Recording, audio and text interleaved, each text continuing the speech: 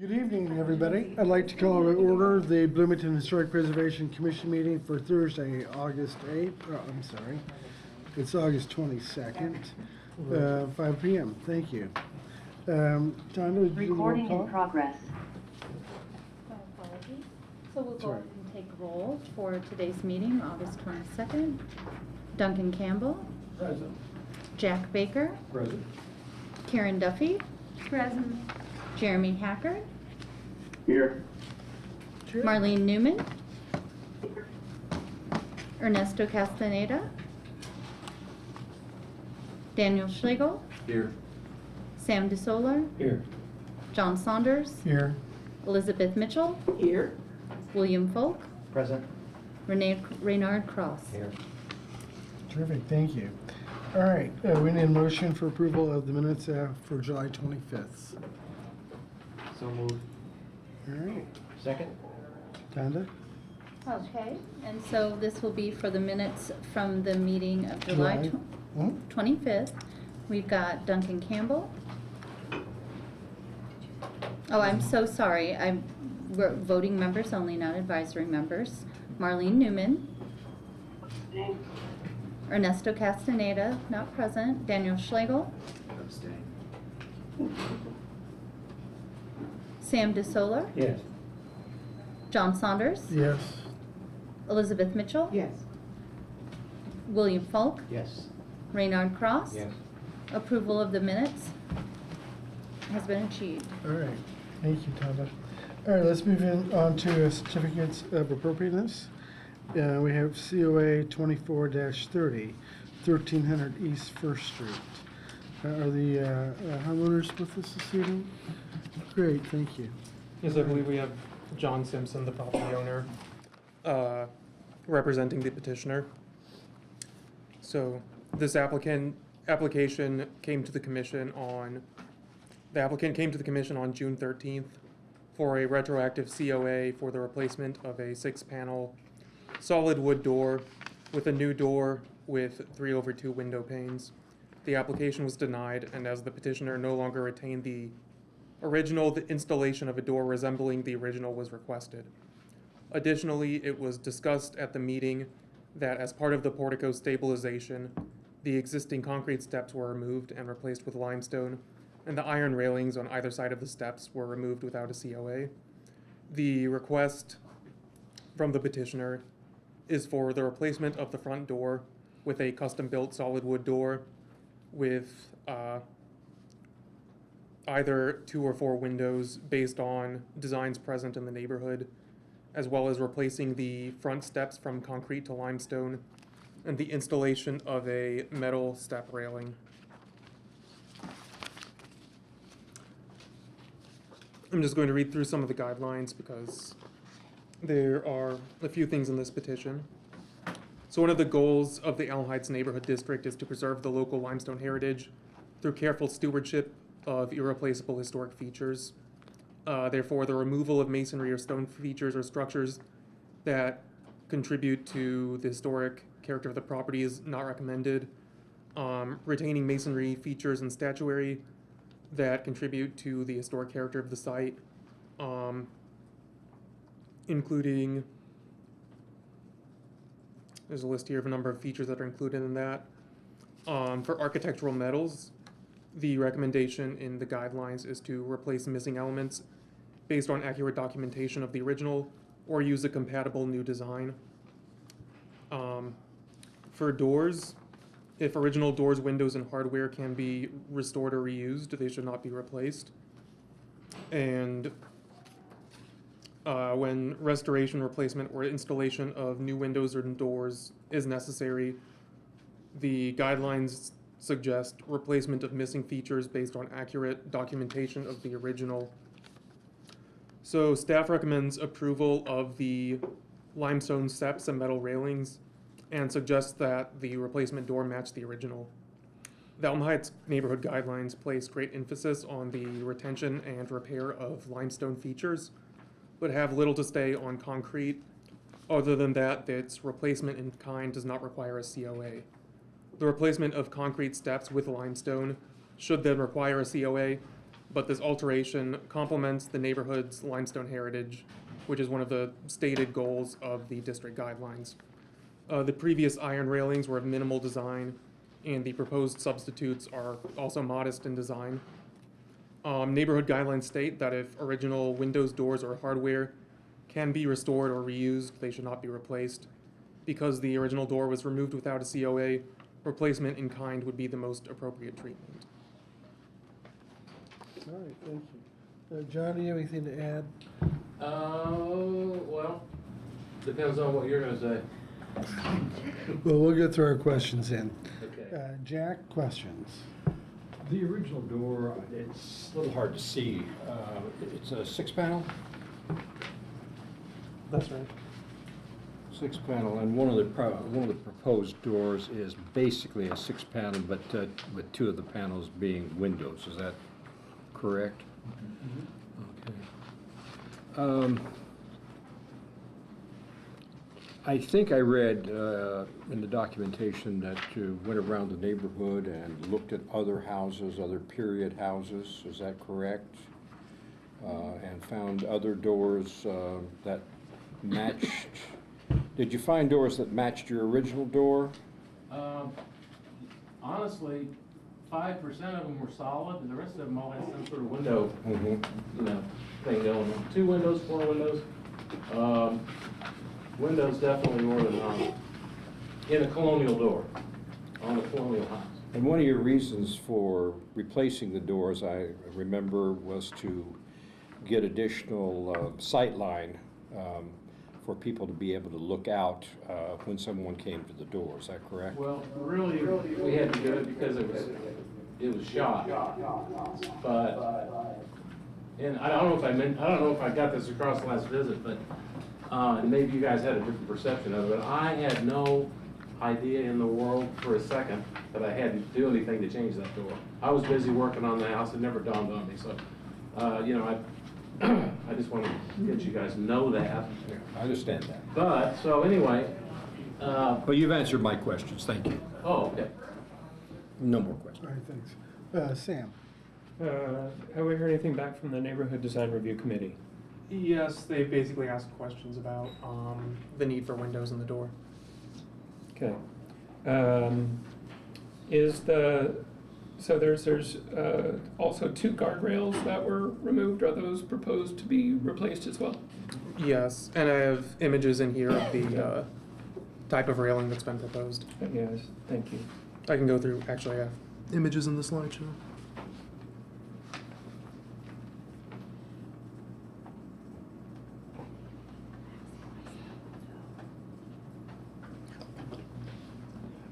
Daniel? No, I don't think I have any questions at this time. Elizabeth? I was just looking at these railings here. Would these proposed type of railings, would that be appropriate?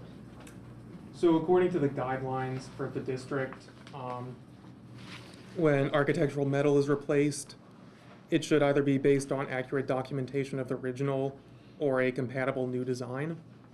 And in my opinion, I think this design is compatible to the style of the house and the appearance of the original railings. Yeah, I really couldn't see because that's so faded. Right, I'm sorry I could not get, they're pretty thin iron railings.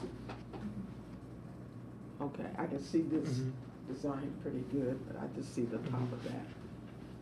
Okay, that was my one question, it was about that. And also with the front doors, you said most of everybody has windows, Yeah. Yeah. similar to this design? Yeah. So, yeah, very similar, just about, this is solid, of course. The ones around 2-block area on the north side of town and the south side in the historical district have, like this one right here on the right, there's 2 windows at the top, there's 4 to the left. And that was more the theme than not throughout both ends of each neighborhood. Just a couple of solid ones. The rest of them have some windows. And honestly, it is a safety thing, I think, with people in the house to be able to look out. I know we have ring and all this stuff now, but the other thing is, when there was a solid door on there, when you were in the house, the foyer and the hallway that goes to the back, it's just dark. It's just dark and gloomy. So with a little light coming through the top of the front windows, it just brightens up all inside of the house. It's much more pleasant. So I'd be more than happy to, do a colonial door, custom made out of wood. If I could have a couple of small windows, 2 or 4 at the top, in the colonial style, that would just really be nice. Thank you. Thank you, Elizabeth. Duncan? No questions. Bernard? This is for Noah. The original door was solid wood. Right. 6 panel. Right. Would a door with windows in it be in keeping with the regulations as per the railings? I think it mentioned either the same type or a style compatible with the period. Is a replacement door with windows as suggested by the property owner be in keeping with that criteria? So, the one guideline, With those criteria. right, the one criterion for replacement windows and doors in the guidelines that I'm sort of hanging my hat on here with my recommendation, aside from the suggestion to retain existing doors or replace based on accurate documentation, is under inappropriate treatments D, addition of cosmetic detailing that creates a style or appearance of the original never exhibited. In this case, I don't believe it would constitute a stylistic change. Could be argued that it's a change in appearance though, so this is based off a more conservative reading of the guidelines. Is it impossible to get a replacement door similar to the one that was removed? I think if a custom door is installed, it's possible to install it with or without windows. Right, because, I mean, if one is not available on the market, I'm sure you can find a carpenter somewhere to make one. Okay. Well, Those are my questions.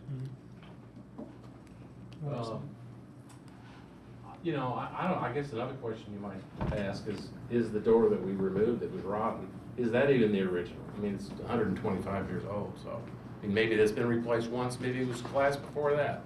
I don't know. But I know most of the colonial houses have windows in their colonial doors in the front entryway. Those windows match the windows. And the windows match the windows in the front of the house.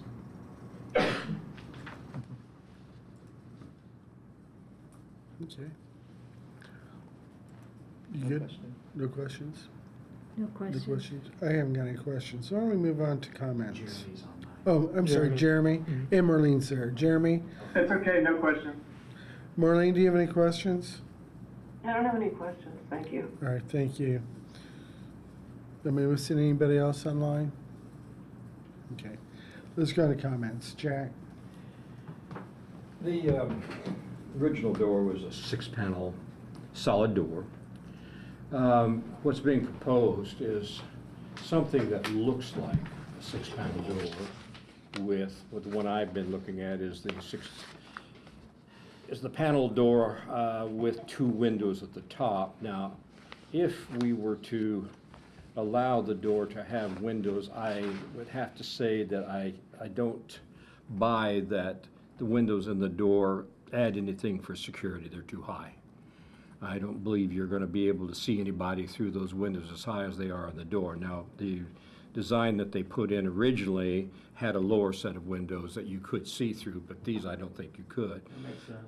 Now, the other side of this is they're saying there's a very dark entrance inside, and a couple of windows in the door would add to the lightness of the interior of the house. I agree with that to some extent. And the look of the door with 2 windows gives the appearance of a 6-panel door. And with that, I think my recommendation would be a solid hardwood door with 2 upper lights. Would be reasonable. All right, thanks, Jack. Sam? On the door, I tend to agree with my fellow commissioner. I think if you're concerned about security, you can put a peephole in it, as long as you keep the door colonial. I would not object to a couple of upper lights in the door. As far as the railing goes, looking at the pictures that were in the listing, which are better than the pictures on Google Maps, it's a much thinner rail. Sorry about that. It's a much thinner rail. And the rail proposed, although it matches the material, is it's it's a prefab rail, and it's lighter gauge. It's a downgrade from the rail that was there. So I am disappointed in the proposed rail. Thanks, Sam. Daniel? Well, the only thing I was going to say is I like the idea of the lights on the door. I think that's the lights, the windows on the top of the door. It's because it keeps with the colonial, like Jack was saying. And I don't think a minor change like that. If Noah was saying, I forget what section you quoted, Noah, but the one you did, Right. I agree with. And when you read that, I was like, well, it makes sense to me. So. All right, Elizabeth. No comment. Duncan? Bernard?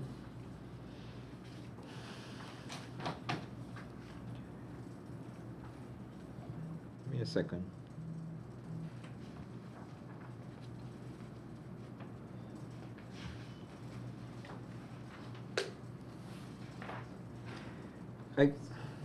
I tend to agree with staff here with their recommendation that it be replaced in kind.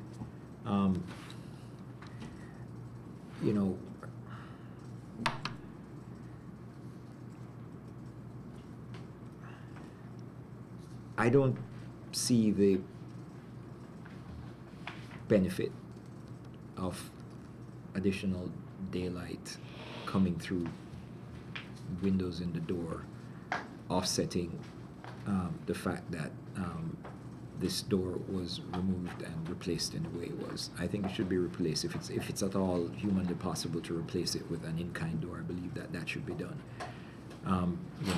If there's not enough light in there, put some bulbs in the house, switch them on, put them on motion sensors. Nothing like natural light. Yeah, artificial light is a really good Especially when it's an substitute. 8 out of though. 10 Wait, colonial door. John, in the hang middle. on, John, hang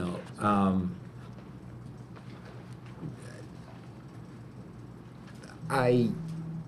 You know, with regards to the security argument, I don't get it either. I don't buy, there are peepholes, there are burglar alarms, there are Ring cameras, there are all sorts of other devices that can be used. I don't get it.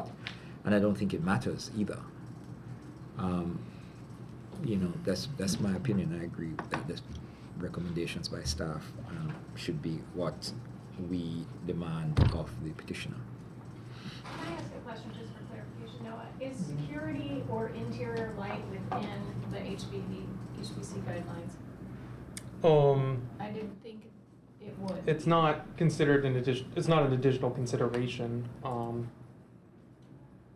just want to make sure we're staying within the guidelines. I didn't know that wasn't in your report. No, I did not include that. And you didn't include it because it wasn't part of the guidelines, Right. right?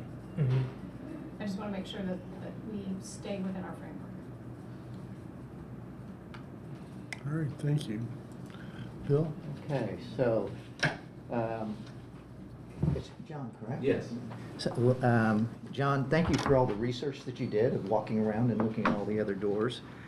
I like the door that has the 2 lights above, 2 glass panes above. I have no problem with it since there's a precedent for that in the neighborhood. And more than just a couple, there seems to be significant precedent in the neighborhood. and the fact that John's willing to go to the expense of doing a custom door. So I have no problems with the door itself. I have no problems with the railing. Although the railing is manufactured, it seems to be, it will present a better appearance than probably what was originally there. So I have no problems with the railing. And let's see here, what was the other thing? The steps? Concrete replacement limestone steps. The limestone. I think that's an improvement to the property. That would be something that would have happened during this time period.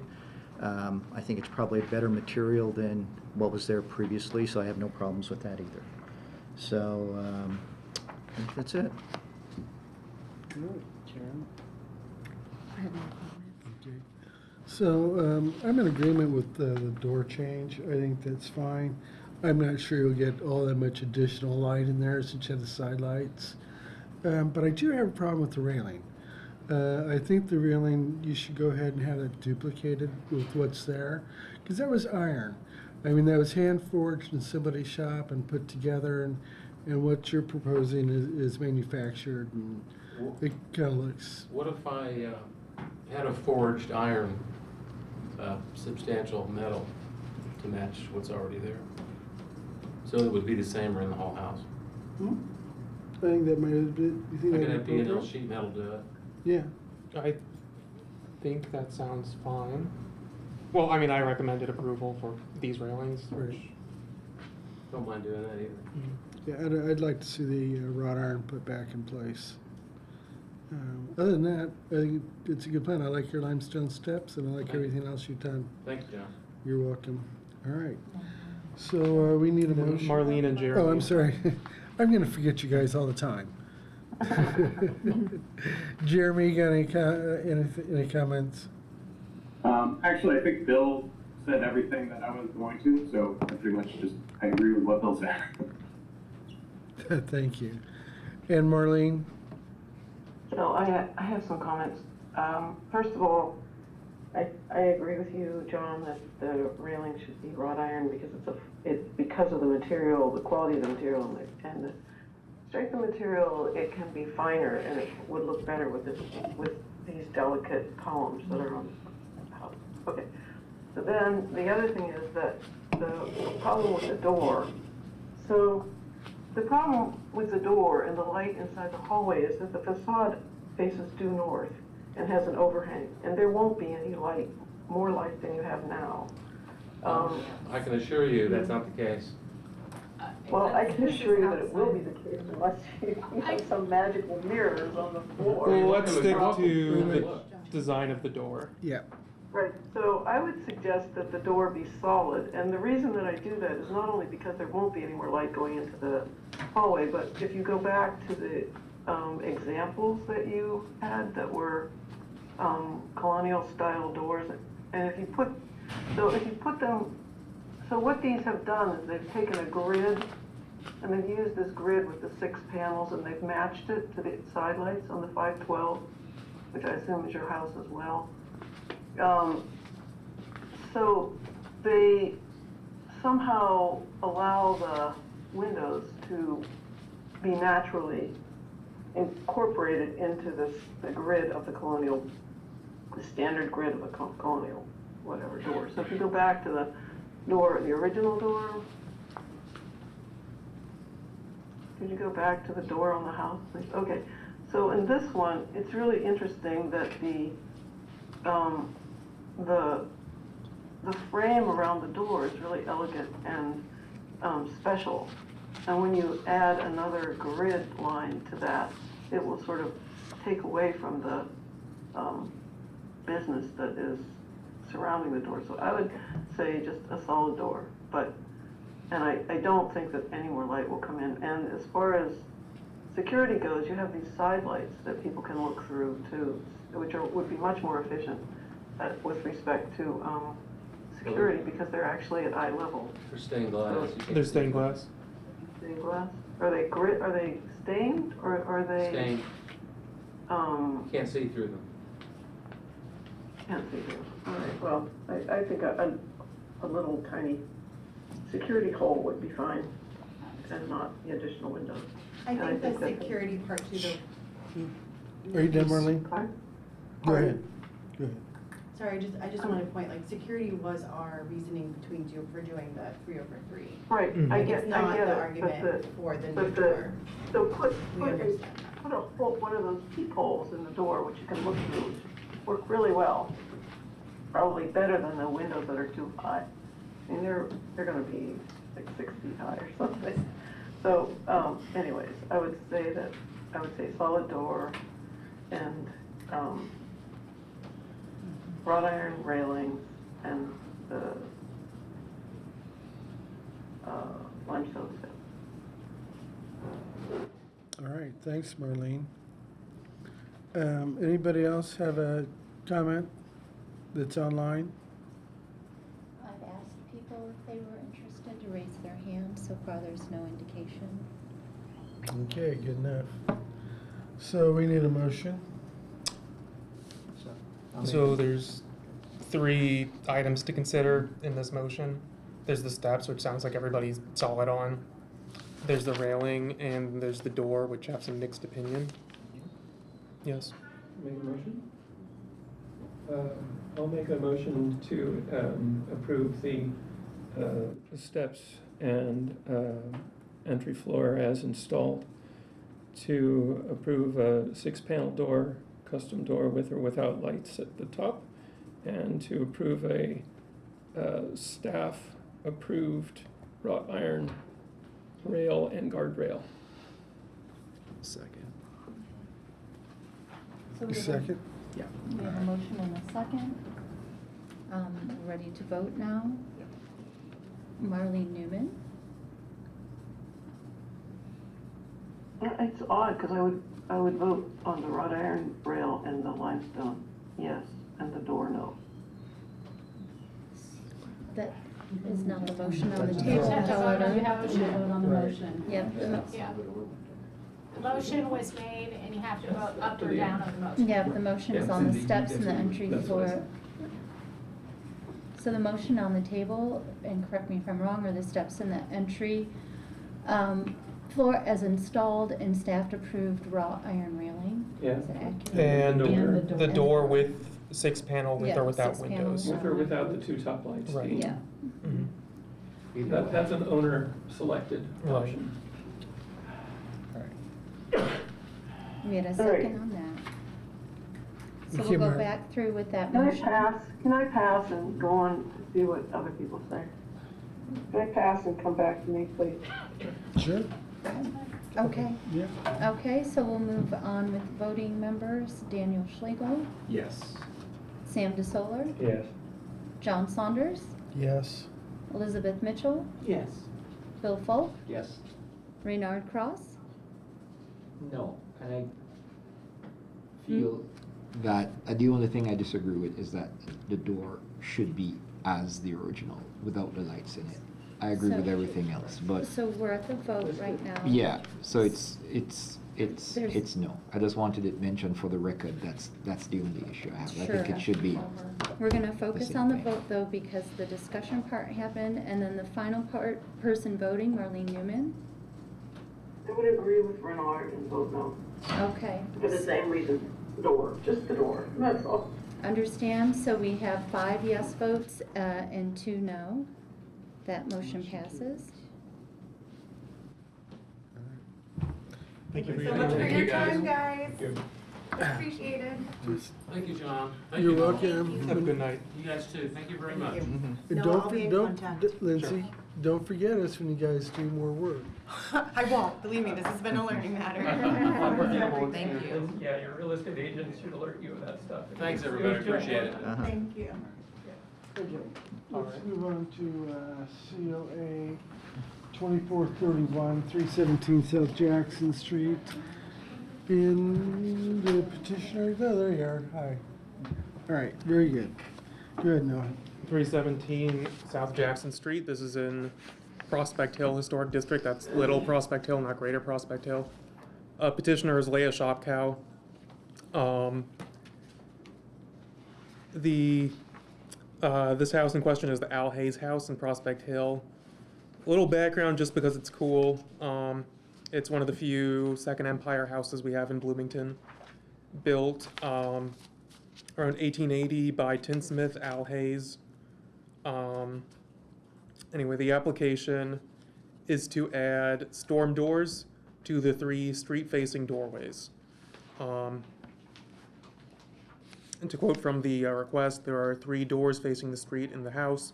On the south side, at the end of the wraparound porch, at the north side, also at the end of the wraparound porch, and at the back of the house, west facing the street. The west door has substantial cracks, but I do not propose to replace it. None of the doors have screen doors or storm doors, although they clearly have had such doors at one time. I propose to have installed simple, high-quality, aluminum white storm doors. The glass in the doors would clearly show all of the wooden doors and would be able to be swapped out for a screen in the summer. The doors I propose to install are Larson Doors, Platinum Collection, Platinum IFG in white linen. The enclosed images, which are in your packets and in the PowerPoint, show that many houses in the neighborhood already have these sorts of storm doors. According to the district guidelines,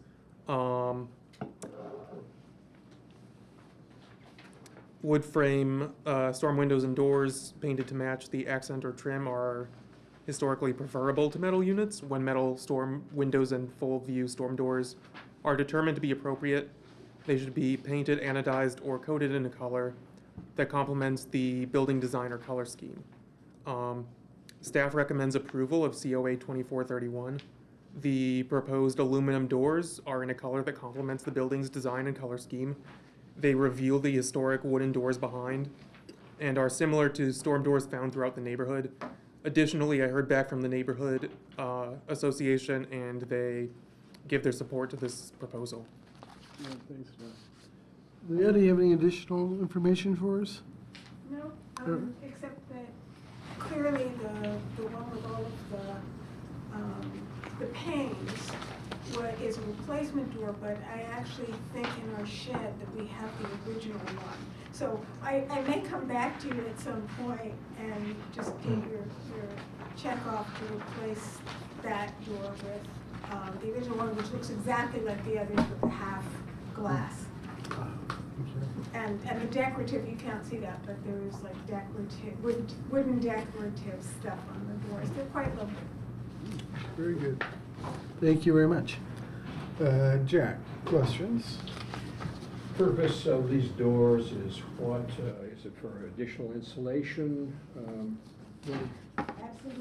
Absolutely. 1880, was there any insulation in the house? No. So we do have, all of the windows do have storms. Some of them the old-fashioned wooden ones that you hang, and some of them more recent aluminum ones. All of those predated when we moved into the house, which was 1991. No more questions. Sam? Just the one. Are you doing the surface mount option or the recess mount option? There's 2 of them in the. I have no idea. Okay. Let me go look at that. I've got a copy of it here too if you want to look. I'm thinking recess, but I am thinking recess would be the nicest looking.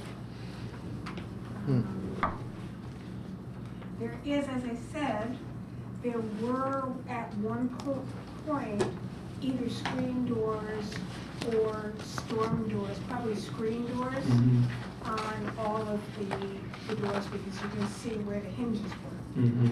So, and they're all recessed. They were all recessed. So I'm assuming that it would in fact be a recessed mounting. Okay, thank you. All right. Daniel? No. Elizabeth? Duncan? Renard? No. Bill? No questions. Karen? No question. How tall are your doors? Are they standard height or are they the extra tall?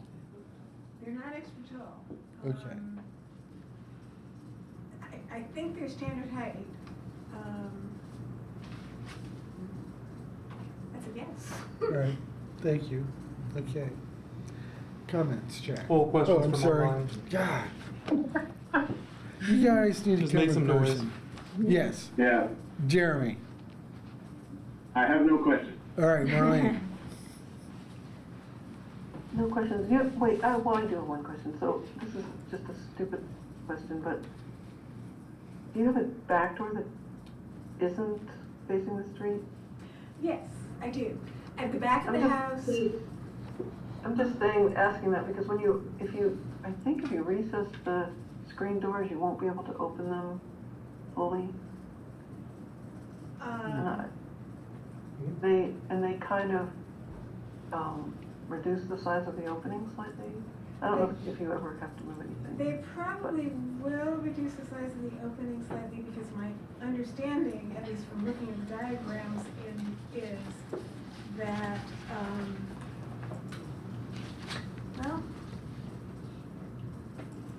actually, I would assume that the way they are installed, because this is supposed to be a homeowner installable door, is that there is actually a frame that goes inside of your existing doorway, and that the door hangs on that. So about the other question, which is the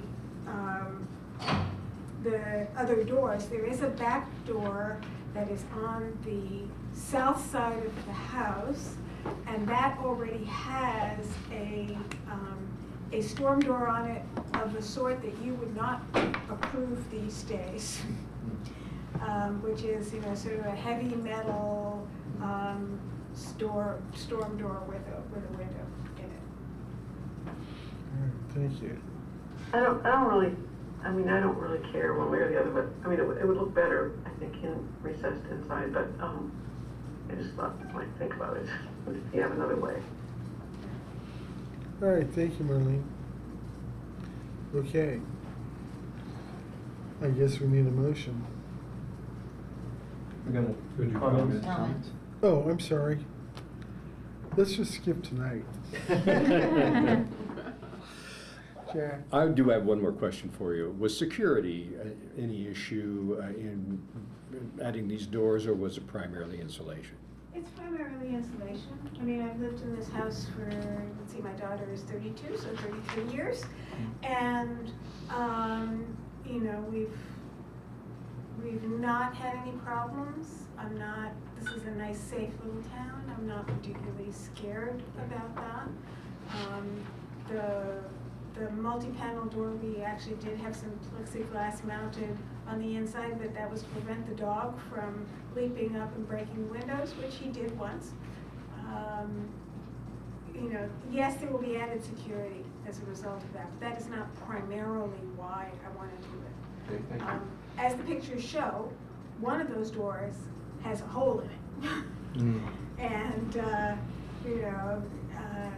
they're all kind of aging, so. Thank you. I'm familiar with the door. I have one on my house. I've had it for years. It's a medium quality, big box store. Door comes in a kit, easily applied. If security were an issue, I would warn against it. It's not made to be a really secure door, though. When the latch is on, you could possibly.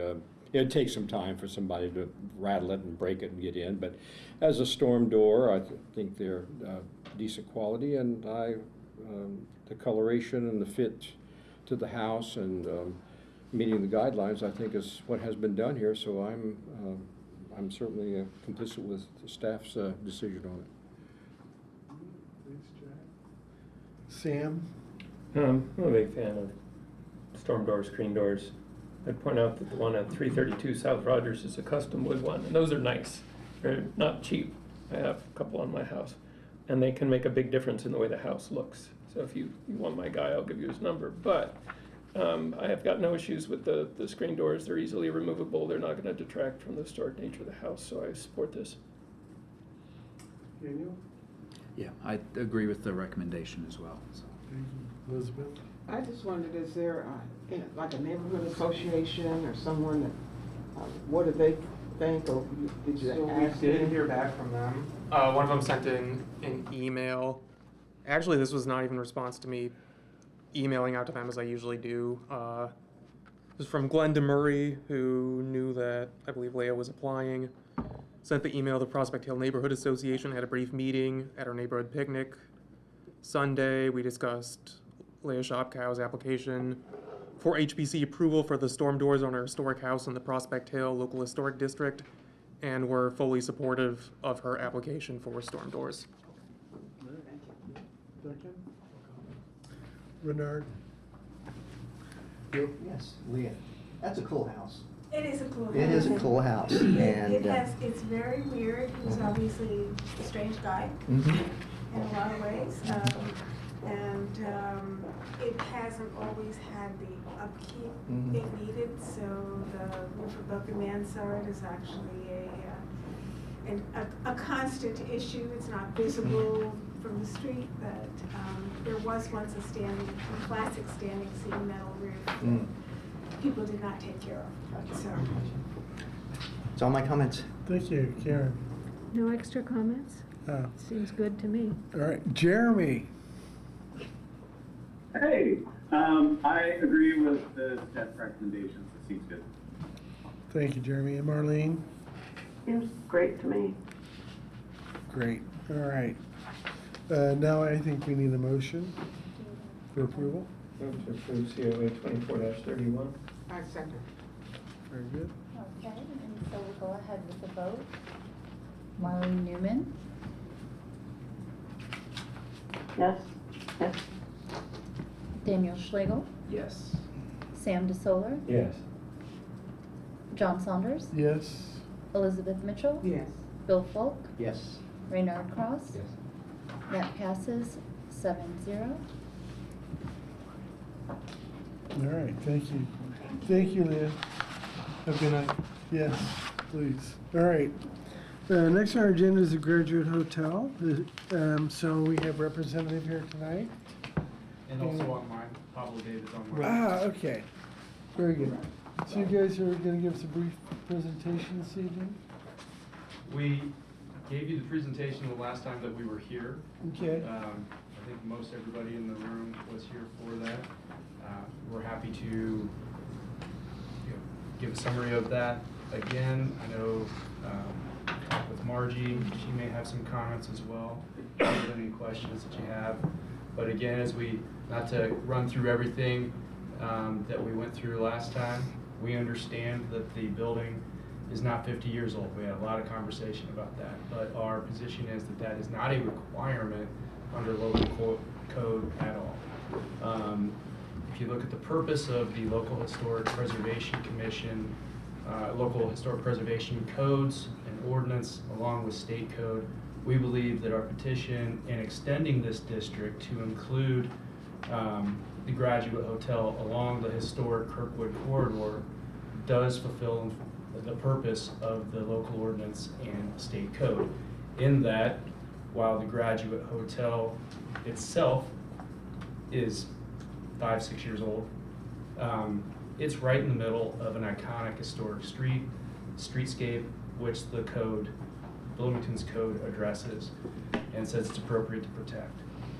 It would also, as we talked about in our presentation a month or so ago, placing the hotel in a district would also bring it into the jurisdiction of this commission for any future renovations, upkeep, and so forth, to make sure that it's consistent with the Kirkwood corridor and the district and the surrounding properties. So we think that it's a win for the city. It extends the protections along Kirkwood, and would appreciate your favorable vote. Thank you.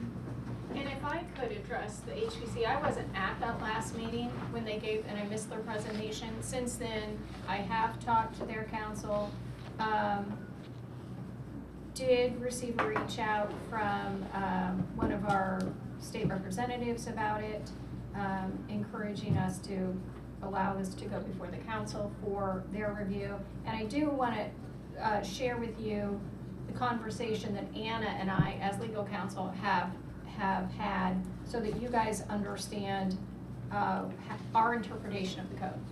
So the purpose, and I don't know if you guys talk much about, he mentions, the petitioner's representative mentions the purpose of the Historic Preservation Code. And I'm just gonna read a bit of that, which is Bloomington Municipal Code 8.02.010. It says, in order to promote the educational, cultural, and general welfare of the citizens of Bloomington, and to ensure the harmonious and orderly growth and development of the municipality. That's, and then semicolon. To maintain established residential neighborhoods in danger of having their distinctiveness destroyed.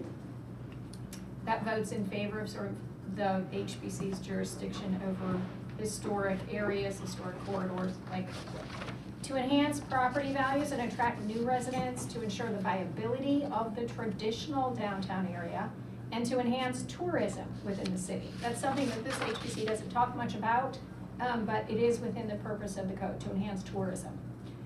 It says it is deemed essential by the city that qualities relating to its history and a harmonious outward appearance of its structures be preserved. The purpose is advanced through the restoration and preservation of historic areas and buildings, comma, the construction of compatible new buildings where appropriate, and the maintenance and insurance of compatibility in regards to style, form, proportion, texture, and material between historic buildings and those of contemporary design. So we obviously have in our hands here a contemporary design, not a historic building. I don't think anybody's pretending that this is a historic building.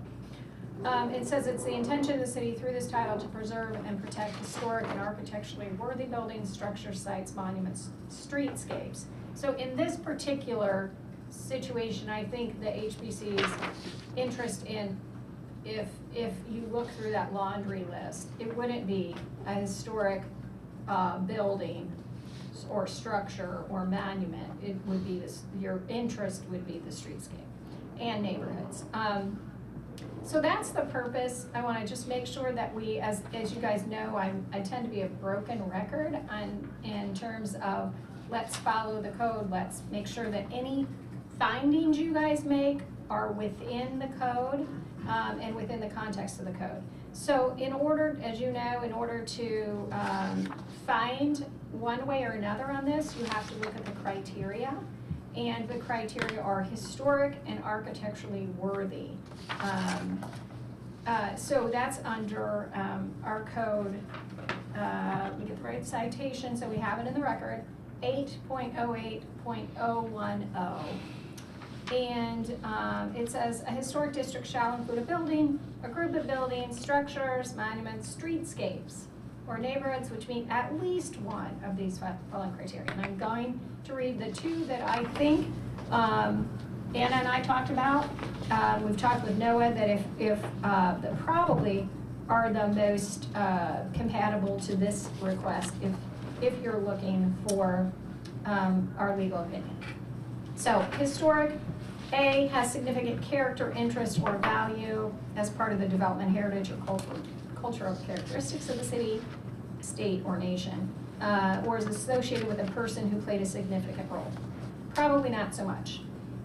Is the site of a historic event, not that we know of, or exemplifies the cultural, political, economic, social, or historic heritage of the community. Given the fact that this is on Kirkwood, that is part of this sort of Kirkwood Cultural District, you might be able to make that argument that 1C applies. In terms of architecturally worthy, it goes A through F, or A through G, and lists things like an architectural type that's interesting, a designer that's interesting, certain elements of design that are interesting. F is owing to its unique location or physical characteristics. represents an established and familiar visual feature of a neighborhood. So obviously this is a unique location. It is Kirkwood, quintessential Bloomington.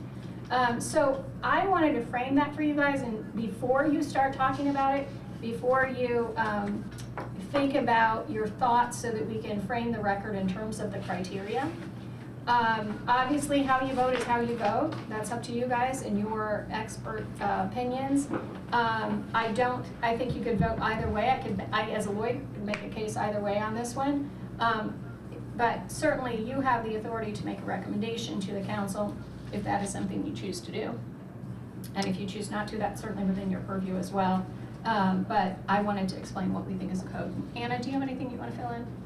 Anything that I left out in terms of the record?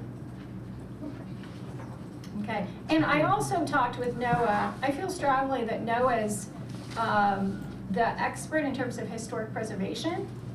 We're the lawyers. He's the expert in terms of historic preservation.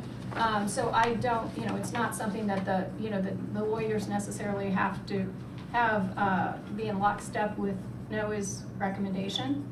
My job is to tell you, is there a legal way to get here or there? And I think there's a legal way to get there if you want to. Thank you. No, do you have anything? So I'm sure you've all read my recommendation. It's the same as when the petitioners first came to us, and I know there was a meeting that was canceled for lack of quorum, in which I also sent this out. The petitioners, like Margie said, selected criteria 1A and 1C as their arguments for eligibility. Those are having significant character, interest, or value as part of the development, heritage, or cultural characteristics of a city, state, or nation, or is associated with a person, not in this case really. That's 1A. 1C exemplifies the cultural, political, economic, social, or historic heritage of the community. While the applicants certainly mention the building's architecture, the argument was not for architectural significance. Part of my disagreement comes from the fact that most of the consideration for these two historic criteria has to do with the internal collections, which are not within HPC purview. Furthermore, again, this isn't something that is stated in, our local guidelines, but our local guidelines do suggest that when a map is drawn up, contributing and non-contributing resources within that area have to be identified. I can't think of any historic districts that contain one building that is a non-contributing resource. And I just think that would be somewhat irregular. Again, you don't have to agree with me. But you read my recommendation. Thank you. So let's open this up for questions. Jack, questions? Yeah, I hope someone can explain to me. We seem to be talking about two different things here. We have talked about the building itself becoming historic or not. And then we've talked about a district, implying a district along the length, to some extent, of Kirkwood. What's actually being proposed? Just the building. The building would be the district. Yeah, the building is, a district can be a building. Yes, I understand that, but in the discussions, we've talked about a district as being expanded down Kirkwood. It seems to me we were talking about more than just the building. That's not part of this proposal, though. Okay. I think Kirkwood was being used as the context, Wait. saying, Let him pardon. make his, because they're talking. Okay. Thanks, Yeah. I agree with you. When we were looking at our petition and how to go about this, and Noah references this in his report as well, that it goes back to his predecessor, Gloria, expanding or having a larger district was something we looked at. And one of the initial proposals that we have, and we talked about this in our presentation previously, is that the parcel immediately adjacent to the north of Graduate Bloomington is in a district. It's an old bank building, right? So one of the proposals that we had to Gloria initially was, how about we submit our application, but our request is to amend that district that includes our neighbor immediate and just extend that district south, one parcel to include Graduate Bloomington. Her recommendation was, no, just your petition needs to stand on its own, see if you can get other properties. But one way to look at it and why in our presentation we talked about extending the protections down Kirkwood is that in effect, that's what would happen if the commission were to approve this petition. It would extend the already existing historic district of our neighbor to the north, one parcel, and as we mentioned in our presentation, our hope would be that it would continue other property owners, if they chose to file a petition, could do so, and that the entire streetscape, or a majority of it, would be included. But the reason we filed for just our parcel was on advice of Noah's predecessor. Thank you. So I think I'm understanding, we are talking about a one-building district, Yeah, okay. we are. Yeah. Let me mull this for a moment and come back with, if I have any other questions. Thank you. Sam? No questions. We'll skip Daniel for the moment. Elizabeth, do you have any questions? I do not. Duncan? Bernard? Just so that I'm completely clear, Kirkwood Avenue is not a historic district. That's correct. So they're individual buildings that are on Kirkwood that have a historic protection because they're districts of their own. That's true. Or they're protected in their own right. Yeah. And it would be because at some point persons believe that these buildings on their own merit warranted historic protection. That's correct. Okay. Yeah. And again, I think that one of the purposes of the code is to think about the relationship between historic buildings and those of contemporary design. So here you have a petitioner saying, hey, please take me under your jurisdiction so that any future changes have to be approved by the Historic Preservation Commission. And so your decision really is to say, do we want to have jurisdiction over this building? Do we think that we can make a finding within the code so that we want to recommend this to the council for consideration? But isn't that putting the cart before the horse? So normally we say this building is historic based on some criteria. Then we protect it because we don't want it to be changed. I think what we're being asked to do now is to take a building that doesn't warrant this protection, give it protection so that it can't be changed without our approval. But we don't care whether it needs to be changed because there's nothing historic about it.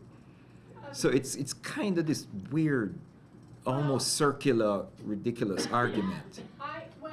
If you believe, which I don't think legally this is the case when I read the code or the state code, if you believe that, I believe the last meeting, there was a lot of conversation about this is not a 50-year-old building, this is not an old building, or this is not a historic building. Our code does not say, the city council, when it passed its code, which is, essentially this adopting the state code, there's no requirement of a certain age of any building. Again, the point is, let's read our code, because that's what you guys have to look at. In order to promote the educational, the cultural, and the general welfare of the citizens, it's broad. To ensure the harmonious and orderly growth, it talks about growth, it talks about development, it talks about maintaining neighborhoods, it talks about the harmonious interplay between historic buildings and those of contemporary design. It doesn't say, is the building old, and you have to protect that old building. That is certainly a factor within this code. And for those who are, again, I am not pretending to be Duncan Campbell or Noah. Sandweiss or an expert in historic preservation, but I am a lawyer and I can read the code. And I know that this code is somewhat broad, broader than that, is it a 50-year-old building? So what I want to make sure is that you guys understand, not trying to influence your vote, but trying to make sure that you understand the code and your role here. And your role, you have, again, the code says that it can come to you two ways. You can do it yourself, or an owner of property in fee simple wishing to establish a historic district, which includes their property, may petition the commission to consider drawing and submitting a map of such a district to the common council for its approval.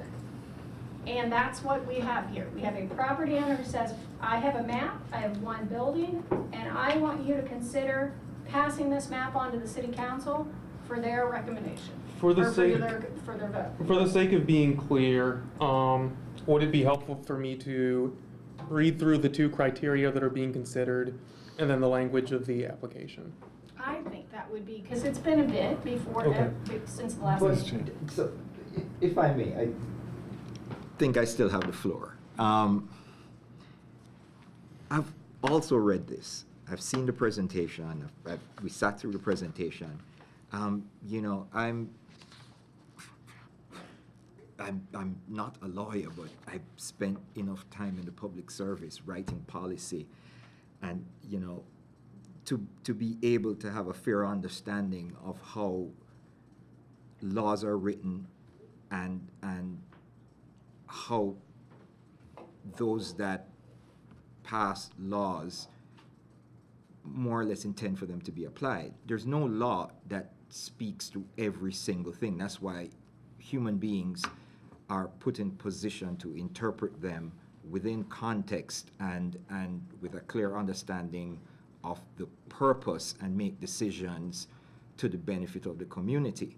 Now, when I read these criteria, I'm looking at them in the broader purpose of historic preservation.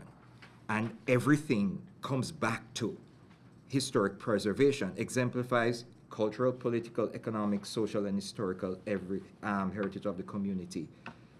But it has to be based on, the aim is to protect the building within this broader context, right? That the protection of this building furthers these aims. And the building itself must have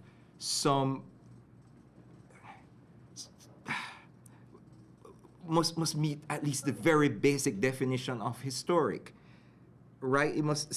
It can't, these characteristics or these criteria, they aren't in isolation. Exactly. They are not. Right. And why they're not in isolation is because this is part of the Historic Preservation Code. It is not a part of the Town Planning Code or the Education Code. It's a part of the Historic Planning Code. Yeah. And so when you look at cultural, it must be cultural with a historic perspective, or certainly with a historic leaning. There is nothing about this building that is historic. Exactly. At all. Exactly. So yeah. how I'm still at a loss as to how it is that the petitioner expects us to square this round peg. Because it's not just, I will answer that question, because it's not just about a historic building. If this code was just about, is this building old and historic, and you vote yes or no, it would be a real short code, but it's not. So remember that the last line of the purpose says, it is the intention of the city through this title to preserve and protect historic and architecturally worthy buildings, structures, sites, monuments, streetscapes, and neighborhoods, which impart a distinct aesthetic quality to the city and serve as visible reminders of its historic heritage. The ask here is, we're a new building on a historic corridor. But it's not. Kirkwood is not a historic corridor.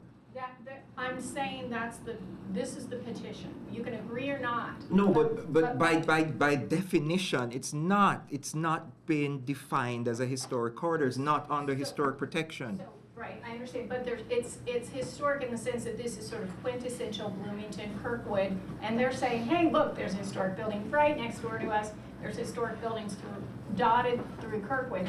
Again, this is the argument, you can buy it or not buy it, but I'm trying to explain it so you're not so hung up on this is not a historic building. That's not what this code says. Is it a 50-year-old building? Is it historic? Yes or no? The purpose of the Bloomington City Code for historic preservation and protection is broader than, is it a 50-year-old building? The thing about it is, nothing in my argument spoke to 50 years old. Sure, but you Because said it it's not could- a historic building. Right, because it says nothing historic happened there. It wasn't designed by somebody of note who is a historic or culturally, architecturally significant individual. You know, George Washington didn't have lunch there. You know, no great. Right, but what I'm trying to get at is, if the building were to disappear, just literally, we woke up tomorrow and there was just an empty piece of land where the building stood. Would Bloomington have lost anything? So here's the thing. So I think that this part of the code says, scroll out your view a little bit, look at the streetscape in the neighborhood and say, do we want to have jurisdiction over this building on this street and in this neighborhood so that when they want to change something on the outside, the HPC's recommendation to the council, and if the council were to adopt it, that's the next step. But if it goes to the council, because you're not the decision maker, you're the recommending body, you're sort of the gatekeeper. So if you recommend it to the council and the council would say, yes, we want to approve this petition, then they can't change that building on that street next door to this other historic building or these other historic buildings that are nearby without coming back to this group for a C of A. But that's my exact point. Because there's nothing significant about the building, they can do whatever they want to it. So the argument would go, if they do something to that building, again, just to make sure that you understand, the jurisdiction, so they can do, without the jurisdiction, they can do anything they want, and it's next door to a historic building on Kirkwood, which is a, you know, sort of, again, I keep saying quintessential Bloomington. But without the control over it, let's say you don't recommend it or the city council didn't pass it, they can do anything they want to that building. Within the laws, there are other laws Within that planning, within right. planning. Sure. But, so the decision point here is, do you want to make a recommendation for it to go to the city council for the discussion of whether the city council wants to designate it or not? That's just I'm framing the context of the decision. I think that argument could be made for any building along Kirkwood. Or could any building along, I don't know, State you're Road right. 45 or any road anywhere. Any building on any street anywhere in town. Well, you are talking about the streetscapes and the neighborhood, which impart a distinct aesthetic quality to the city and serve as visible reminders of its historic heritage. Which is why I asked if the Graduate Hotel disappeared tomorrow, would Kirkwood, would the cityscape of Kirkwood have lost anything? And I don't know. I'll save my comment for comments. That's the last question I have. Bill, have you got anything? I do. One real quick question for Noah. We're talking about designating this and having jurisdiction over it. Is there at any point, because it's a single property, that could be undesignated in the future if it was approved by the city? Yes. I believe that request has to come from the property owner. So really, when we would get jurisdiction over it, at any point in time after they would have their liquor license, they could then come back and say, we don't want to be a historic property anymore, and we would lose that authority over that property. They could. I don't know what impact that would have on the liquor license, and that's not really one of my considerations. I could address that. on both fronts. With respect to the alcohol permit, if there's no historic district, then they would not be able to hold the alcohol permit, it would go away. Outside of that, the graduate of Bloomington would commit and record that they would keep this in a historic district. Pablo David made that clear in our original presentation, and that remains true. So there is no intent to obtain an alcohol permit. That's certainly a collateral benefit to this, but one of the reasons why we had all the references to the interior aspects of the hotel was not because we believe that those are things that fall under this commission's jurisdiction, but to demonstrate the company's commitment to the local history and culture in every community that they choose to develop in. And that held true for Bloomington as well. And you can see that throughout the inside of the hotel. You can also see it on the exterior. We noted this, the nods to Wiley Hall with red brick. We've got some limestone accents. I know that there were comments about having more limestone. And that goes to what Councilor Rice was talking about, that if there is some change down the road or a modification, this commission could say, we want more limestone. We want it to fit, more, what the historic Kirkwood buildings look like. And if I may just one to Mr. Cross's question, if we wake up tomorrow and this hotel is gone, has the city of Bloomington lost anything? With respect, if there's no historic district over this parcel, with respect to protecting the historic Kirkwood Avenue, which on Bloomington's tourist sites, it's called iconic. It is iconic. It is an iconic. Okay, It's what I think I got, people think. my question was answered a while ago. So, I want to move on to my other question. So this is for Pablo. So Pablo, if you could unmute him. So I know one of the... Yes, hello, can you hear me? Yes, I can. So I know one of the primary goals for the historic district was so that the graduate could get a liquor license. Can you tell me what your anticipated gross sales would be just from the liquor license? I don't think that's, Yeah. I'm sorry, I don't think that's an appropriate question. Okay. All right, so my next question is, how big is your banquet room? I don't know the exact square footage of it, to be honest with you. Yeah, I don't think interior consideration is part of this. Part of our decision making. I mean, to the extent, I will say, to the extent that your questions are, which you may be getting to the idea in the general purpose of the code about, promoting it, because it does talk about promoting tourism. Yeah, and that's... promoting economic growth, is that what And you're that's saying? exactly where I'm going to Okay. is, there's an impact on the community itself, is where I'm going to, and I'm trying to understand the impact on community. From just a purely historic preservation point of view, I'd have to agree with several of the other commissioners. But as Margie was reading the code, what I did hear is other things. So what I'm trying to quantify is what some of those other things are. Banquet space has a certain value to the community, okay, to the city of Bloomington. A liquor license, obviously, is a key piece of that. Tax revenue, from all of that, the graduate in general, from their banquet space, from the liquor license, all of that has a value to the city of Bloomington. So that's my purpose. The purpose of my question is trying to understand that. Because if it's not extremely large, then that is not material. But if it is extremely large, that may become material. And so that's what I'm trying to understand. And I think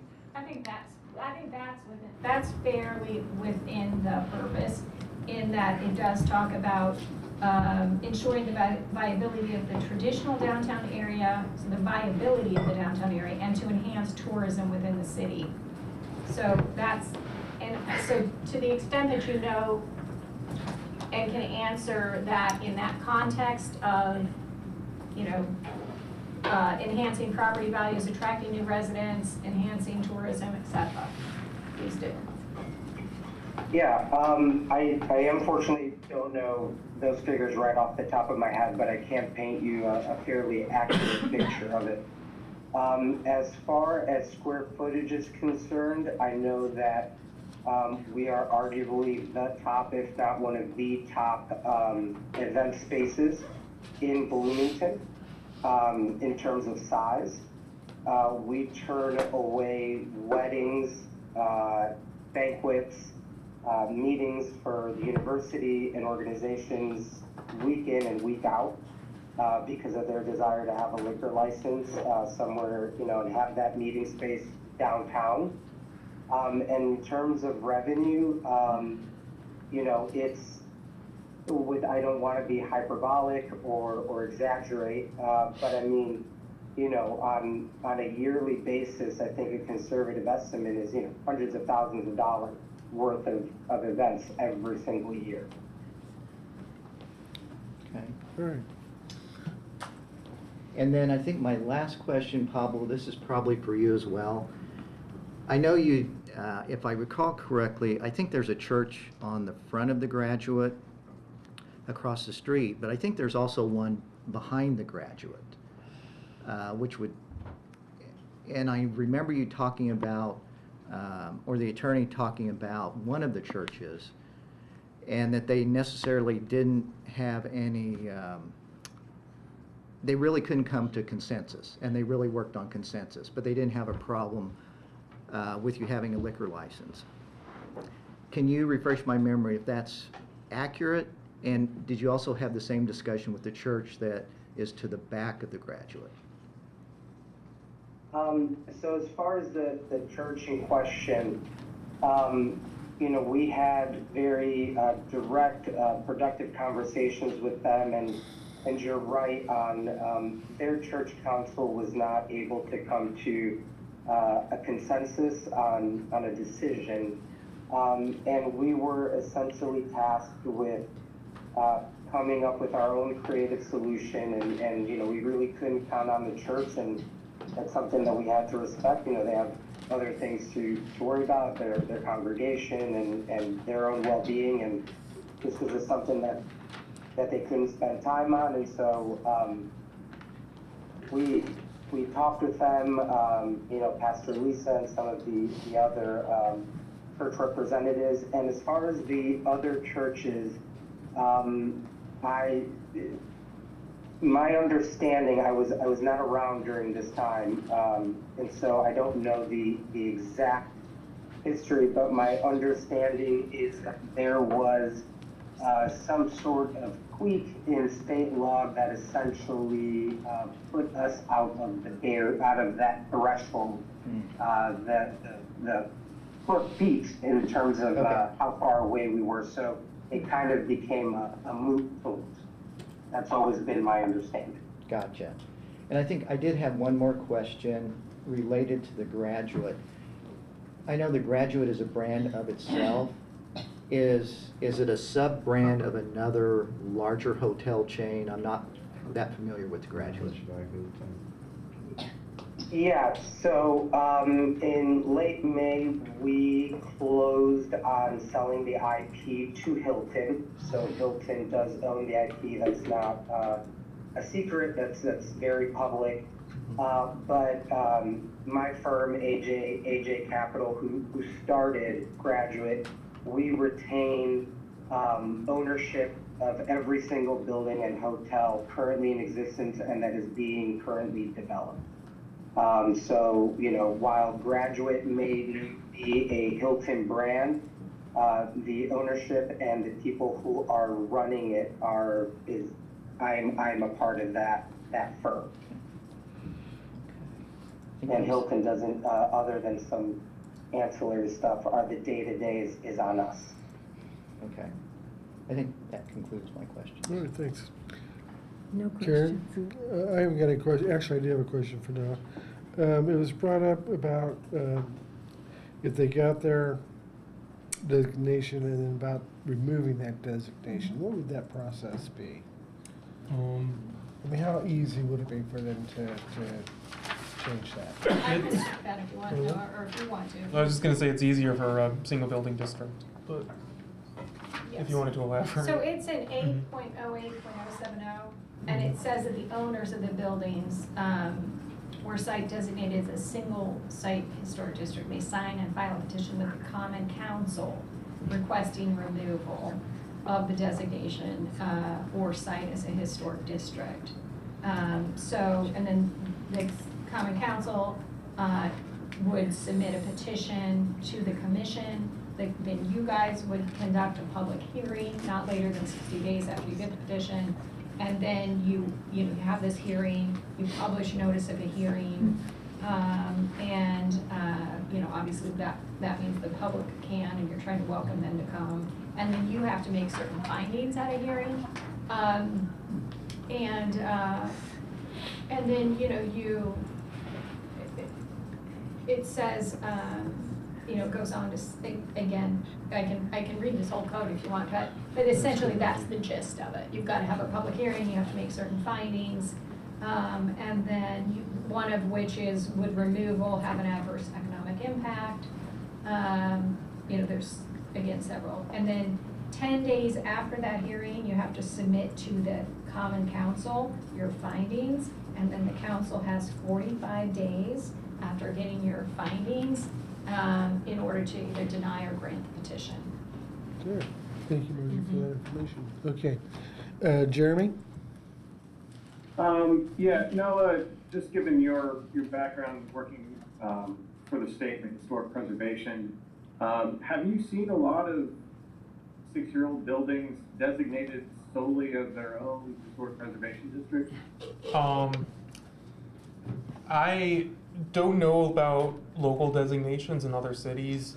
This is something that we could not designate at the state level based off of the criteria that we have to use. I say we, this is me in the past. Sure.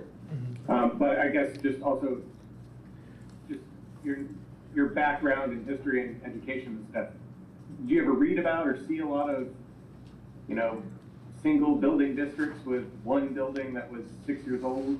I can't think of any. Okay. Thank you. Thank you, Noah. Marlene? So, I don't know whether this is a question or a comment or what, but I know that you're focusing on the local code, but I think one of the I'm asking this question sort of, but I think one of the problems is that the whole historic preservation organization comes from the federal government, and that's the Secretary of the Interior standards. Okay, so that's the umbrella over everything, and then there's the state, and then there's the local. And I think that that is the overarching limitation, which is the federal government, because we get grants and things from the federal government and things like this. It just doesn't fit within the Secretary of the Interior standards, and that's something that everybody has to aspire to or ascribe to because of the way historic preservation is set up. And so I think that when you focus solely on the local one and you don't read the things that go from the national level to the state level to the local level, those are overarching umbrellas that somehow preclude, I think, some of the arguments you're making. Thank you, Marlene. I just want to make, legally, I understand your historic preservation hat, but legally, I'm not sure that's correct. Nowhere in state code does it talk about what you just said.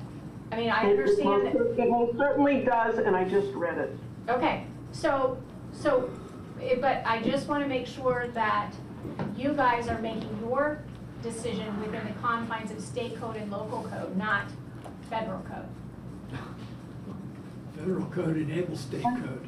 I understand, but I want any facts that in your findings to be squarely within state and local code. I think you've got to stay within those confines.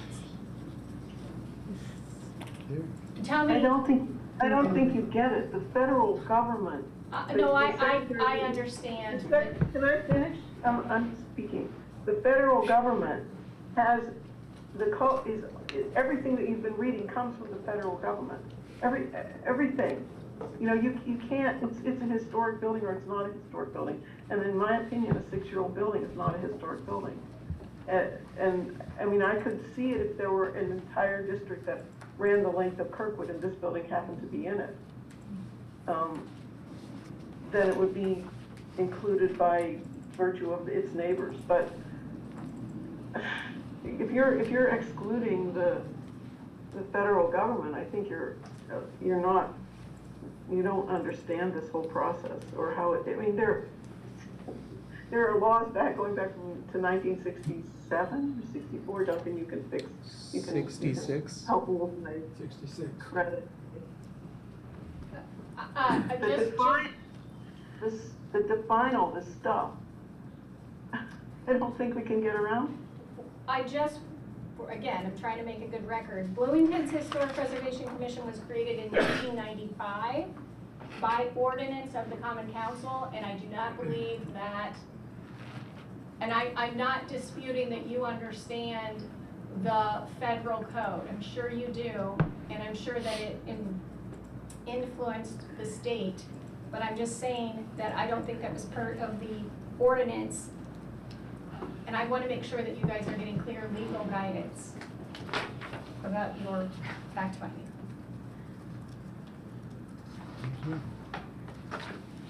All right, so let's go on to comments. Jack? Okay. Let me just start off by saying, I like the hotel. I like going by it. I think it's adds something to the streetscape, and it adds something to the community at Bloomington. I voted for it when I was on Plan Commission. There was some fight over it, and ultimately we voted it in. I'm glad we did. I'm looking at our local code, and I'm just going to go through as quickly as I can.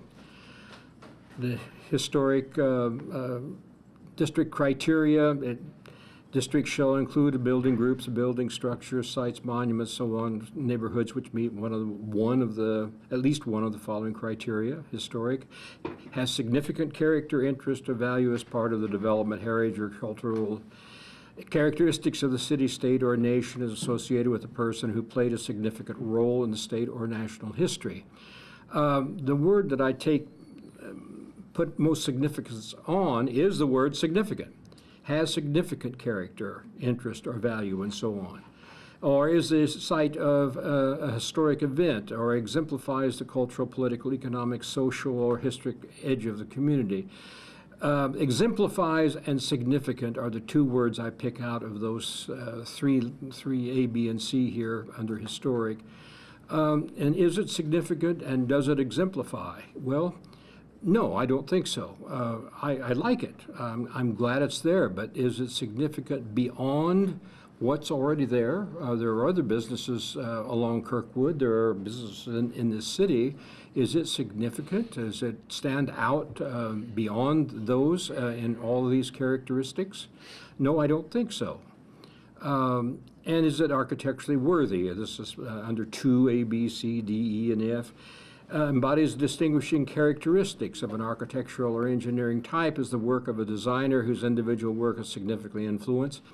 No, this is not, we're not talking about Eero Saarinen, we're not talking about I.M. Pei, we're not talking about some significant engineering building. It's a nice building.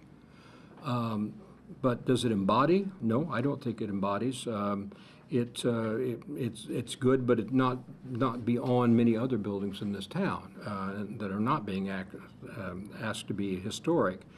Is it the work of a designer of such prominence that such work gains value? No, I don't know who the architect is, and I think I would if this were architecturally significant.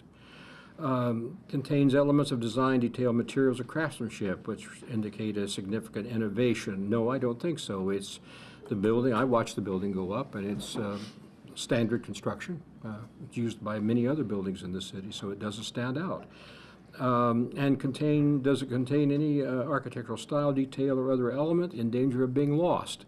No, I don't think it does. It's a nice architectural style, but elements in danger of being lost, I don't see what those could possibly be.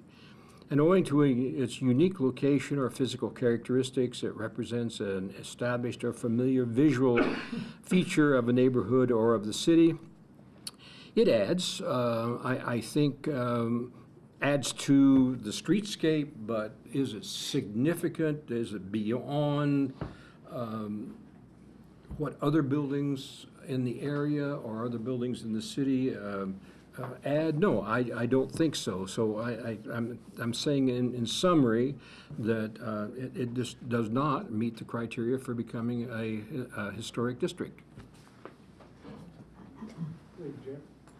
Sam? I'm not a lawyer, but I have read the municipal code, state code, historic preservation codes, the Secretary of Interior standards, but I won't get into that bit. And I do have an understanding of those codes and the responsibilities of the Historic Preservation Commission. I've read your application, we've listened to your presentations, and how you believe the state and municipal codes support your position. I've also spoken to church leaders to see what kind of neighbor the graduates been and what they thought of this application. I've done my homework.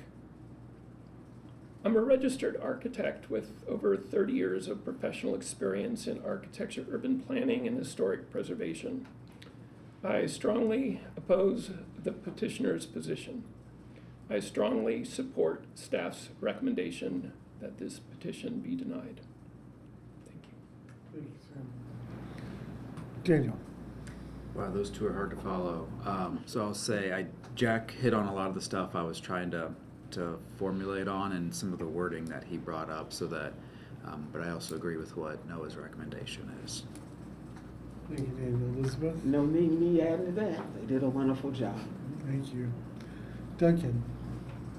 Well, I'm an advisory member, so I want to add something to the legal representation of the Historic Preservation Code. I wrote the Historic Preservation Code with another person. We used historic preservation lawyers as advisors.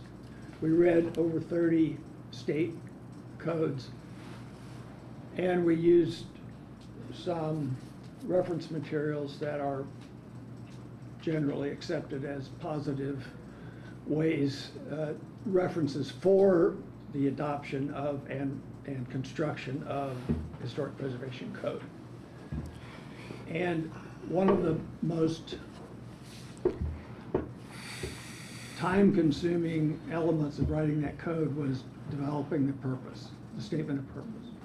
The reason for that is because we knew from studying historic preservation cases and case study that it was often the fact that the purpose was too shallow that allowed preservation groups across the country to be beaten in court, to be simple. And so the recommendation of the people we consulted with and our own education, and I have a master's degree from Columbia University in historic preservation. I've also been practicing it almost my entire life, and I've taught preservation law. So the assumption, the thing that we were guided toward was make sure you've written a purpose that allows your city council and your legislators to understand that historic preservation and historic buildings, and this ordinance is only written in the context of protecting historic buildings. That's the whole purpose of it. It's the only purpose of it. It's to justify and tell you how to do it. And the primary assumption is that's what we're talking about, historic buildings. And we're trying to convince in the purpose the city fathers and its citizens that historic buildings contribute in all these ways that you mentioned. They contribute to tourism. They have architectural worthiness. They do all the, I'm not going to reread the whole purpose, but the assumption is that we're talking about historic buildings. We're not talking about any building, and we're not talking about non-historic buildings when we wrote this purpose.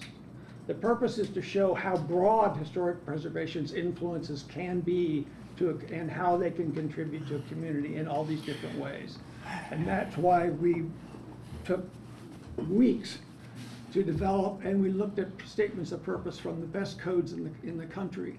And we adopted this one, and we actually, added some things to it. And at the end of it, we used terms that have been used in court cases across the country over and over again, and that come out of the federal code.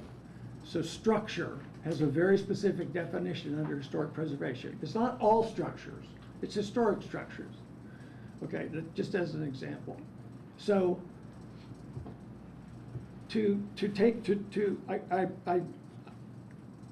I can't agree with the way that you've just sort of used the purpose to say this is much more open-ended. It isn't. It's talking about historic buildings in the context of historic districts. That's what that purpose is to do. It's to expand the public understanding of all the ways that historic preservation can contribute to the benefits and benefit communities. That's the entire purpose of it. And the rest of it is almost exactly developed out of federal and state code, because it has to comply to those codes. Okay, so that I just want to put this in a context that is a little deeper than the way that you presented it, Margie. Second of all, there isn't any, and beyond that, I think this is one of the best codes. It's certainly the best code in the state of Indiana. It's one of the best codes in the country. It's extremely thorough. It's very defensible in court. It's based in precedent of court cases, and so I've always felt very confident in our ability, the city's ability to enforce it. And in fact, historically, we have been able to enforce it. So I don't think we're at risk of being sued in any meaningful way. And the other piece of advice I have as somebody who does have the experience I have is, frankly, this is not a historic building. And if you're not a historic building, you can't possibly have contributed to these criteria. This A and C assume that we're talking about historic significance, historic interest, historic value, historic development. Can't have historic heritage without being historic. So we'll just say heritage. And I get that they want to come and make up a story about this, but the fact is that it's not a historic building in any way, shape, or form, given any common understanding of the word. And it certainly isn't a historic building in a professional understanding of the word. So it doesn't qualify to be a historic district. And my other comment is, because there are single historic districts around it, is meaningless. Each historic district is certified because of its own criteria. The fact that you're next to another historic building and you're 60 years newer or 80 years newer doesn't qualify you as a neighbor to be historic. And the several buildings on Kirkwood, if you look at those designations, you'll see that they're all designated by different criteria. They don't share the same criteria. The modernist church next to your building is there because it's a mid-century modern church. It's not all things are equal in historic districts. They're specifically not equal. And the reason they're individual designations is because Kirkwood is such a jumble of architecture and time that it doesn't really qualify as a unified district.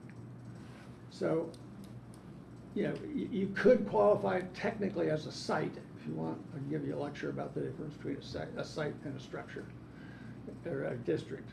But sites are basically districts where there are different eras of significance put together, as opposed to a district which has to share criteria. Okay, so it's not a historic building, folks. Please do not pass this. And certainly don't recommend it to a council and embarrass yourselves.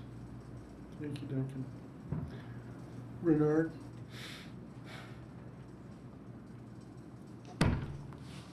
It's like going on stage after Beyonce. Jesus.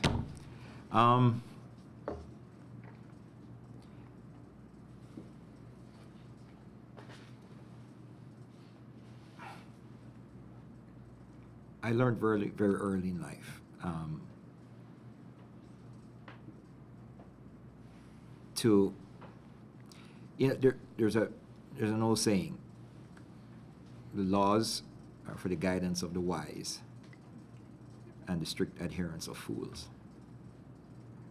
No law, no policy, no set of regulations can predict all of the nuances that will present themselves in situations like this. And it's usually enacted in a context where wise people will sit in bodies like this to deliberate over it, and using these rules and laws to guide them, come to a decision that is wise and that benefits the community. To allow ourselves to put aside common sense and to be held strictly to the legal definition of words, I believe to be absurd and ludicrous. The idea that the Graduate Hotel is a historic building by any definition of the word historic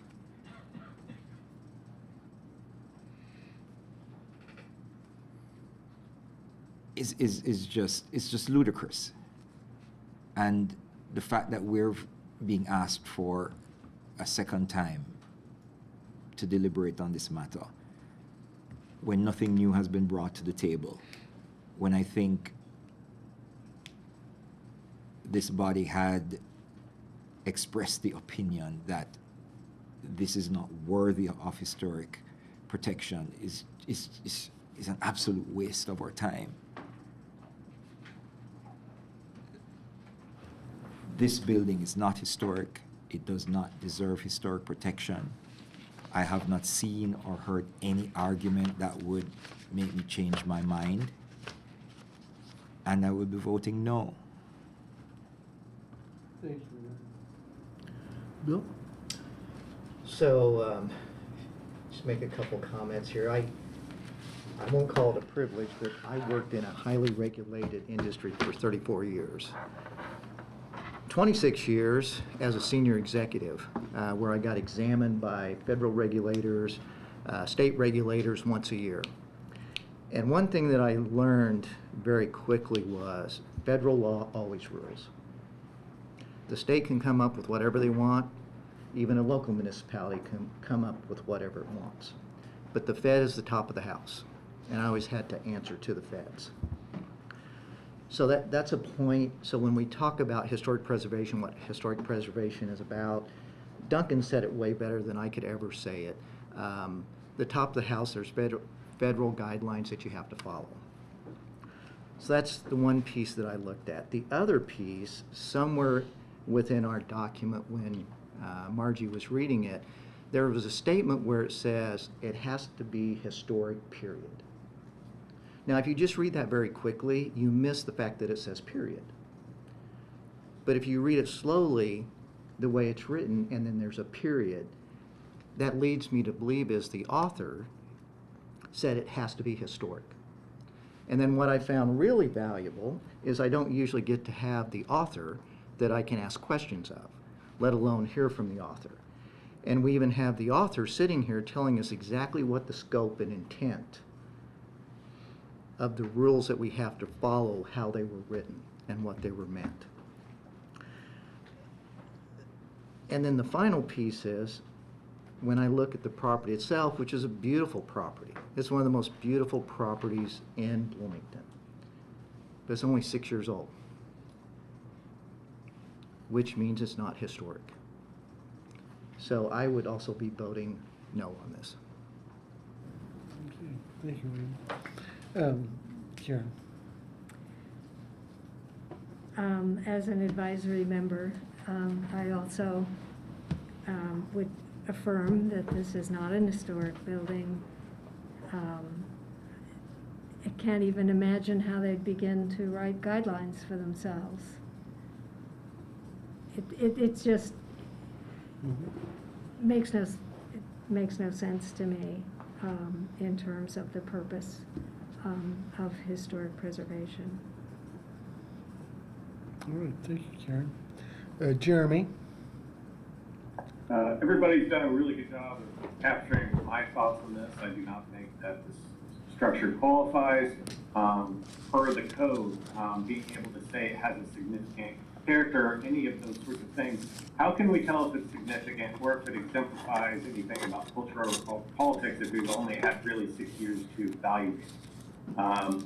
In history, you need time to really be able to see how the narrative of various sorts of culture, politics, and stuff evolve, and then be able to have some sort of interpretation of it. 6 years since this has been built is just not enough time to do. I do not think that we can legitimately approve this. Thank you, Jeremy. Marlene? Well, I, like Sam, am a licensed architect and I've practiced for more than 30 years. Like Sam, maybe more because I'm older. I taught historic preservation for more than 10 years at IU. And I was also the architect/designer for 55 Morton Street, which was an adaptive reuse building with an addition, which is the building just north of City Hall. The interesting thing about this is that I had to write all the documentation to support a modern addition to an existing building that was historic, or at least contributing. And it was interesting to see how carefully I was held to the line of the federal law, both by the state, the city, the state, and the federal government. So these documents didn't just, because of the nature of the project and the grants that were being asked for, my proposal had to go to the federal government and be approved, and then come down to the state architect. And so these, as Duncan said and as I said, the federal law is an umbrella over all of these particular subsets. And the idea that this building could be considered historic is an impossibility from the perspective of those documents and those laws. The other thing that was interesting was that at one point you said, well, we have to look at the things that are on the interior, but then you say that that's not our purview in another case. So, you can't have it both ways. It can't be, it's not our purview with respect to a house, but then these interior pieces of memorabilia are making it historic. They don't. I mean, it's time, it's cultural, it's the architectural magnitude of this, or the magnitude of the architect, and the magnitude of the history attributed to this building. This building has none of that. And I mean, the owners and the people supporting this particular presentation didn't even know the name of the architect. So no, I think there isn't really much there to support this, and so I can't vote for it. All right, thank you, Marlene. I think my fellow commissioners have made the point. I think we've got a good education this evening about what historic preservation is and what it qualifies. So that's my only comment at this point. We will need a motion to move this forward to City Council or to let it stay here. Sorry, how does that motion need to be worded? We need a motion to move forward Center City Council, or that it stops here? I move that it stops here. And I second. Okay. And so the motion on the table is that consideration of the Graduate Hotel District stops here with this commission? I think the form is that it would be denied. That's my Motion to understanding. deny. Yeah. Okay, thank you. Thank you. So we've got a motion on the table to deny, and we'll go ahead with the vote. It's been motioned and seconded. Marlene Newman. This would be a vote on the motion to deny.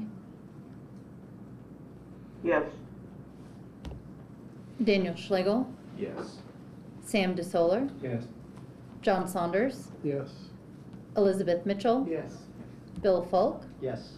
Reynard Cross. Yes. The motion to deny carries 7-0. All right, thank you.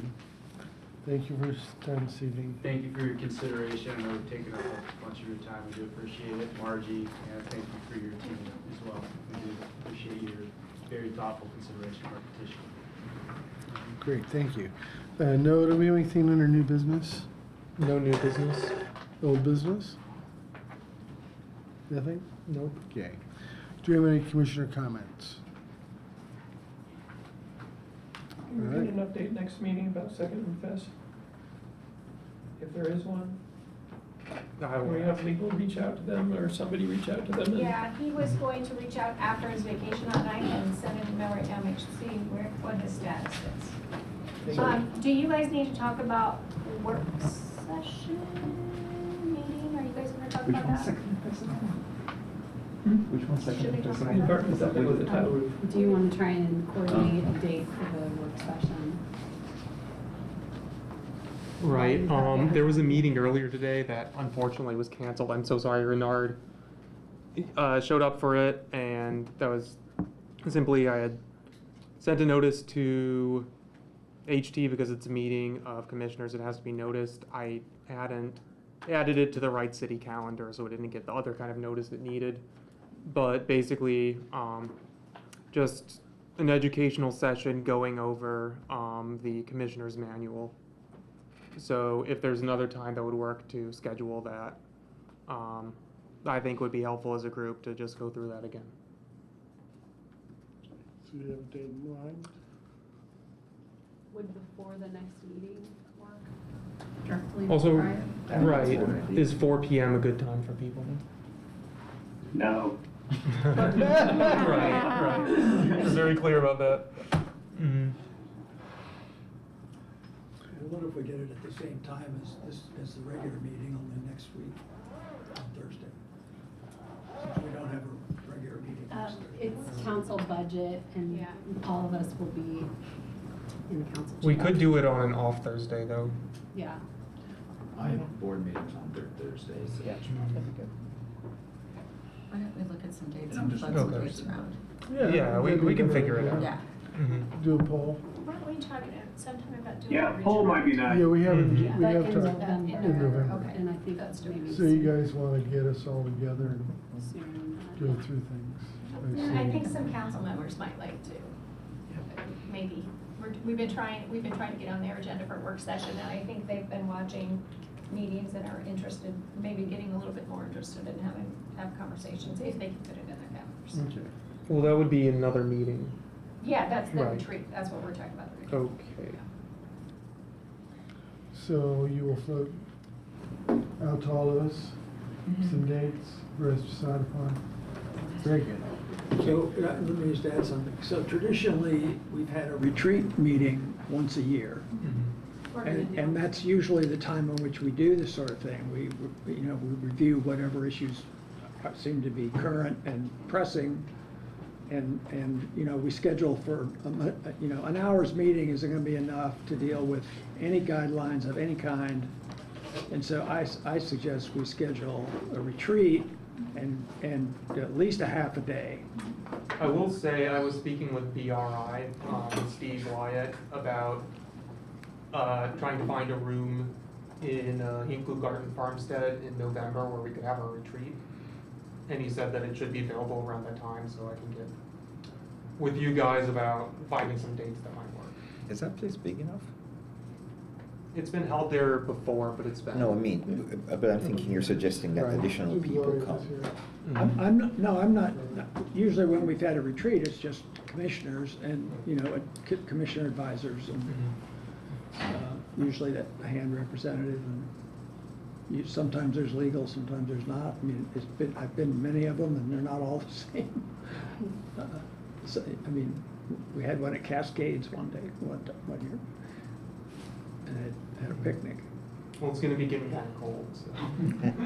I'm just saying, I think that's a better framework in which to undertake a very thorough discussion of any of the stuff that seems to be on your mind for that meeting, because an hour is just not, you barely get sat down.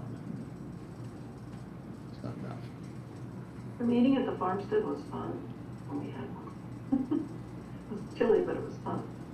So can your discussion with us wait until we have our retreat? Yeah, Carl, I mean, I don't know, what do you think, Hannah?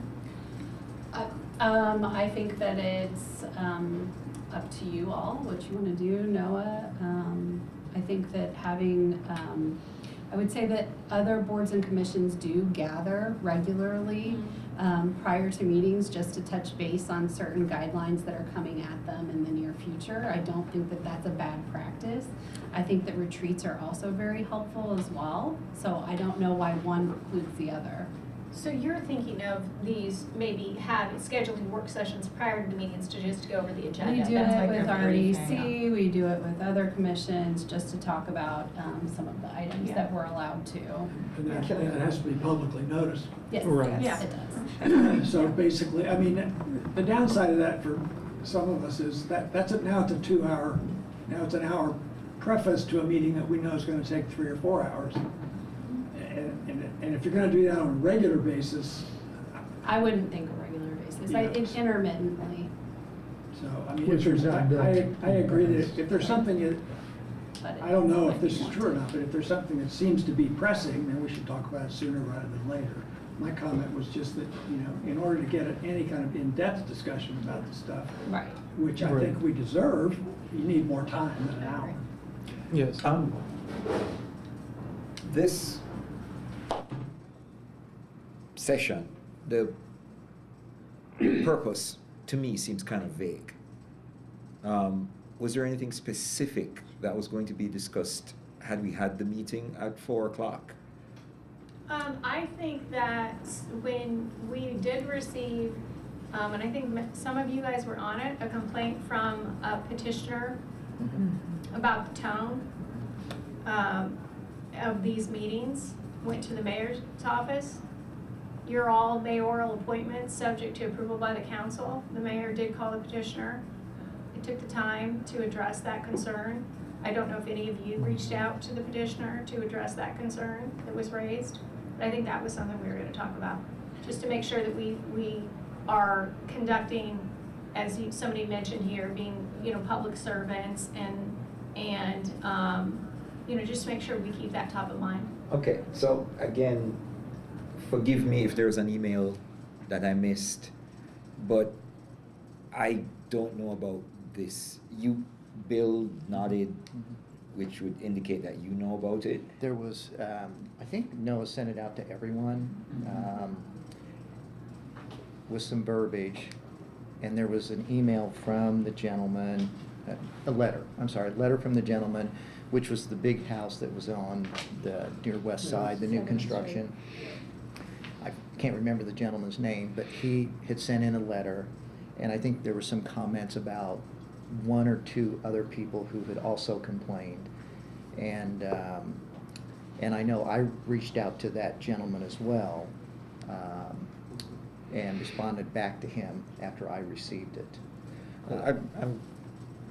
I'll talk to Noah after the meeting, because I must have not gotten this. Is this regarding the email I sent out earlier today about the meeting being canceled? No. Or about the initial email from the petitioner? The initial email from the petitioner, because this is news to me, so. It happened at the last meeting. I mean, the proposal, Joe, yeah. his proposal came up, it was just the last Right. meeting that we had 2 weeks ago, so it's a recent email. And I do think it went out, didn't it go out to the entire? I thought the entire commission was copied on that email directly from the petitioner. I think that's right. Yeah, I think so. Oh, so it didn't come from Noah? No, it did not. No, it came Oh, from that's me. why I missed it. Yeah, it was sent, if it's the same one you're Kincaid. talking about, there was an email Yeah. from a J. Kincaid on Yes. August 9th. That's it. That Yeah, went I don't know out. who they are, I don't read them, so. Right. That's probably why I missed it. Mm. Yeah. I didn't know about it. It was under the subject heading, it was attached under the agenda for August 8th HPC meeting.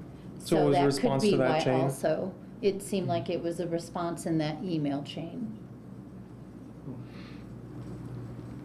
I didn't read it, but I Yeah, do I- have it here. I did not see it.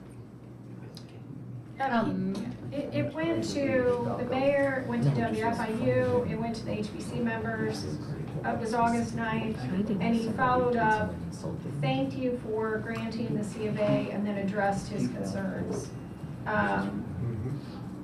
And that, I think, because there are certain, guidelines, you guys have standards of professional conduct within your commissioner's manual. And so we were just gonna go over those and make, address that concern that came up, make sure, and that's something we could do at a work session or we could do at a retreat. So that's what it was for. For what it's worth, I do like the idea, and occasionally or intermittently, I believe was the term you used, just to meet and touch base on things. I'm very receptive to that idea. I know I have a number of other meetings that my Thursdays are just very long days, but if it worked an hour before, I'm okay. I think Jeremy said he wasn't able to, so I know we're gonna hit things, but if it winds up being quarterly or whatever the case, but I'm in favor of that instead of just once a year. I find it harder to retain everything over the course of a year, and sometimes refreshers, good or bad, throughout the year can be based on good or bad behavior. Let me rephrase. So I do like the idea, so thank you for bringing that up. So the question still remains, do we want to have a little work session or we want to wait until our retreat? I'm in favor of a work session Yeah. before the retreat. Especially if members of the city council would be present as well. I think that's an added value. We would certainly, again, invite them and see how many, if there's gonna be a majority of them, we would notice it as a city council meeting too. So if we can find that out. So why don't we float out some dates and so we can get arranged prior to our retreat? Would one potential option, if Jeremy is not available at 4, be to start the work session at 5 and start the meeting at 6?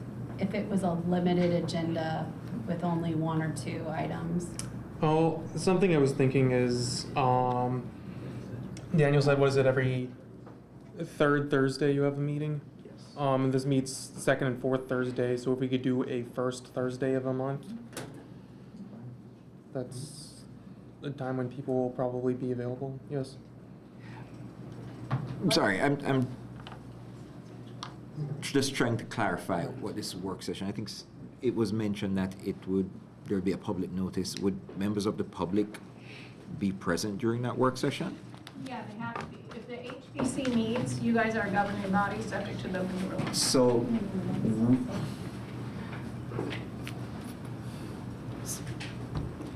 we're gonna be called to a work session to be instructed on our roles and responsibilities as members of this commission in front of members of the public.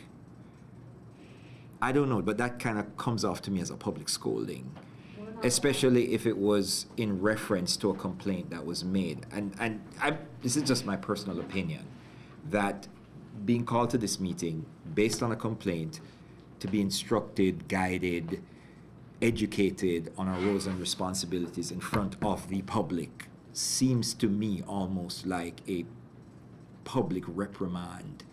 It's like being brought into detention and being told to say, I will not throw oranges at my friends anymore. You guys are, we're not allowed to have a quorum of members publicly. We can't do it in private. No, I get that. And I get why it has to be public. I'm just saying that I would be much in favor if we were going to be scolded or educated or reprimanded or spoken to based on a complaint from a member of the public. I would rather it be done, if it must be done, not be done in front of members of the public. So I would be in favor of doing it in a forum like a retreat. That retreat is going to be public notice. You guys are public, you are subject to Indiana's open door law. You cannot, a majority of you cannot meet without it being noticed to the public, and the public gets to watch you do your business, and that includes a retreat, any meeting you have. Okay, fine. May I suggest that this communication be done in a different manner other than a meeting of the HPC then? I don't know what tone you think that we're gonna strike, but I think we were going to make sure, some of you may not have even seen the letter, it sounds like, didn't see that, but make sure you've seen it. But the purpose of the meeting is to educate us or to remind us of our roles and responsibilities and how we're to conduct ourselves as members of this commission, which was precipitated by a complaint made by a member of the public who felt that he was dealt with in a manner that he ought not to have been dealt with. That seems to me to be a response to a complaint, and we're being called and spoken to because it is felt that we need to be spoken to. Well, I think that I have said prior to receiving that email that HBC is highly technical. And as members turn over, as we have a new group together, it is important for us to all be on the same page, governed by the four corners of the documents that you have. And that it's simply just to get on the same page. Some of you have been here for years, some of you haven't been. I haven't been. It would be helpful for everyone to get together and understand what our roles and responsibilities are. At the same time, we received another email, which just supported the fact that we potentially needed to gather. This is not designed to be a schooling. This is not designed to reprimand. It is simply going over the code that you are to enforce. And I do want to say that I hope you guys does everybody have a commissioner's manual? Yes. A copy should have been emailed at the beginning of the year. And there is a standard of professional conduct, and it lists a whole bunch of different things. The intention is not to scold, it is to educate. I don't think education's a bad thing. I think education's a good thing. But it does say standards of professional conduct as public servants. Commissioners and staff are expected to conduct themselves in accordance with the law, and then it lists these things. All we are going to do is go over it.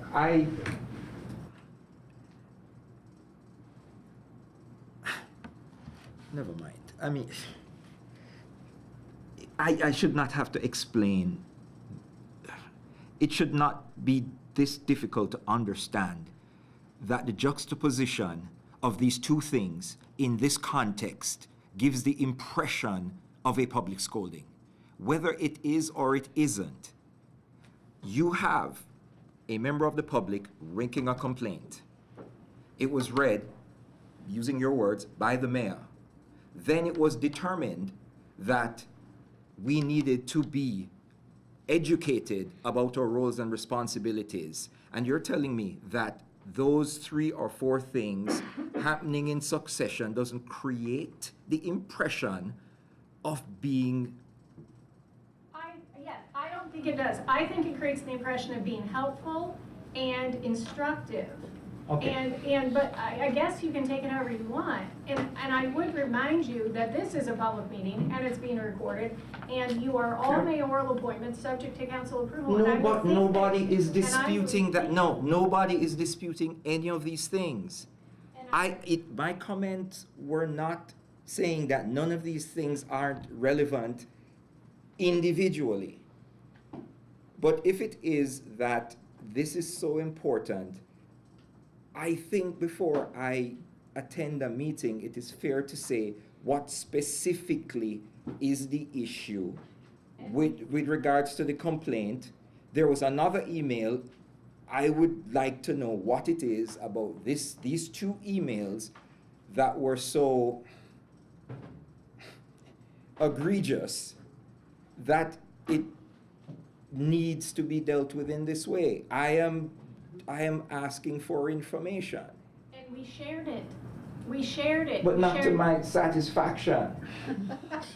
I honestly do not know why I think have. you might want to read the email that was sent to you. That Well, might be helpful. Listen, a lot of people around the table went through, their years of experience and so on. I deliberately didn't do that. I'm 50 years old. I joined the public service at 19, and I've been I know what standards of professional conduct are. I have read the manual.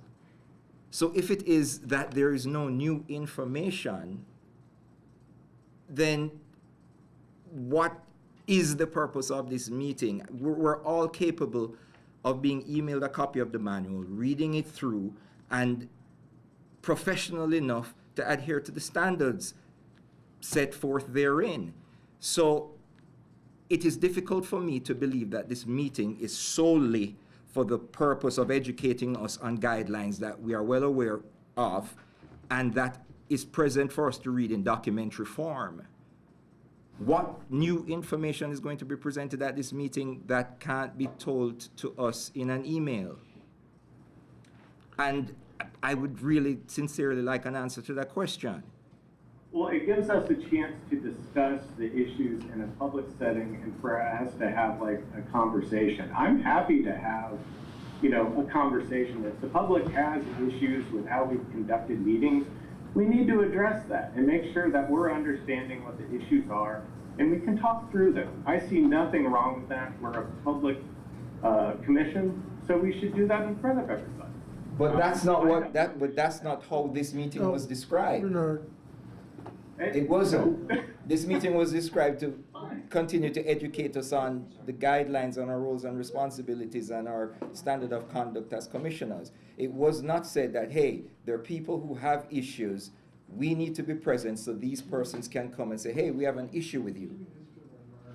Okay. But we can talk about it. I'm sorry. This is an example of the professionalism that I would like to address. Now, I want to remind you that you can be removed from the commission. So let's just not go there right now. If we could please calm down. I'm sorry? I don't think I understand what you just said. We need to lower the tone and adjourn the meeting.